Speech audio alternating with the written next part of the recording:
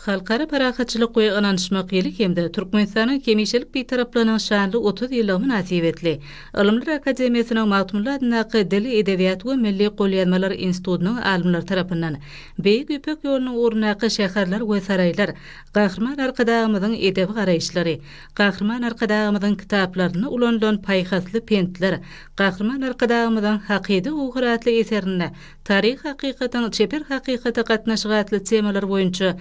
işler alınıp barlýar. Türkmenistanyň prezidentiniň fermany bilen tasdiklanan Türkmenistanyň ilm ulgamyny ösdürmegiň 2024-2050-nji ýyllar üçin strategiýasy esasyna salar baba Guladogly Hrydarynyň Jamy we Taryh adly golýazma eserini Selçuklular taryhynyň beýany, Magtymlyň eserleriniň diliniň leksik düzümi we semantik aýratynlyklary, Türkmen halk döreçiliginiň ösüşine döwür bilen bagly ýüze çykýan aýratynlyklar hemde Ýusup Balasagurlynyň Kutadgy bilik eseriniň dili, garaşdyrlyk ýyllaryny düren sözler adly işleri we türkmen diliniň frazeolog sözlügi taýýarlanýar.